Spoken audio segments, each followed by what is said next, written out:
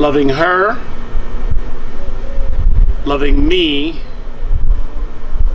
loving us, loving her. How I love thee. Let me count the ways. I love how you love. Well, maybe that's too cryptic to start. So I start by peeling back the layers of your affection. Your love for me does not come at the cost of forsaking yourself. You know that I am attracted to your strength, and you use that as extra inspiration to stay that way. She is as strong as the sunlight in a cloudless sky, as strong as the gravity between earth and moon, as strong as the possibilities of an inspired child that has never known fear. Loving her is like exploring the rooms of a beautiful new home you've seen before, but only once in a dream. She is the medicine that provides vitality without toxicity. She not only looks at me with empathetic eyes, but with the pride of a princess promised to a prince she has loved since her earliest memory. She loves my heart and serenades it with compassion and understanding. And it is this that compels my loyalty to her very essence. It is also this that inspires me to offer my life to protect hers without the slightest spark of a second thought always. Loving me? Well, loving myself at first was like learning a new language while writing with your opposite hand, a foreign concept like giving selflessly and receiving that back which you gave tenfold over. Loving myself allows me to be the rock of stability in the center of an ocean of uncertainty or a storm at sea. It allows me to have empathy for those who transfer their fears into dark world views. Loving myself is like having a second coat of skin, protecting me from any elements that consist of lower vibrations, allowing my truth to not be influenced by the truth of others.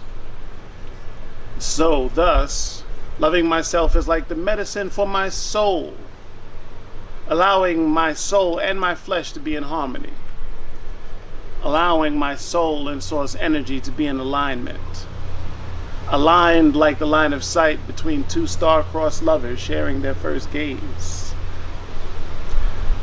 Loving myself has revealed to me just how many do not love themselves. And for those who do not love themselves, we are not a vibrational match. And since those who do not love themselves will also often not understand the concept of vibration, they will often dislike those who love themselves without fully understanding why. Loving myself has allowed me to forgive myself, as well as those who trespass against me, relieving me of any burden not meant to sit on my shoulders, allowing me to be as light as a dandelion that rides the wave of a gentle spring breeze. Loving us? Loving us goes well beyond anything propagated by society, trying to imply that all unions have a mutual need for each other, but for what the other potential partner can provide, but only this one dimension, and that one dimension being a focus on physical resources. But that's only one dimension. As if the children of a world with three dimensions do not have three dimensions, being mind, body, and soul.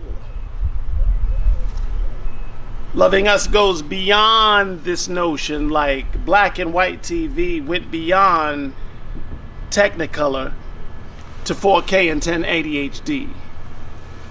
Loving us goes beyond, like loving the color red and loving the color blue equally, but loving the color magenta even more after red and blue combine. Loving us helps me be the best version of myself when I contemplate ways of loving her, loving me, and loving us. Hey, if you enjoyed that story, or you're a fan of my art in general, please subscribe or pledge to my Patreon account, Graffiti Bleu, GraffitiBleu, can be supported with a annual pledge of $20. If you give $20 or more, you will, if you pledge $20 or more, you will get the Poet's Pursuit of Pleasure series of books. That's pretty cool, I think. Hope you enjoyed that. Subscribe.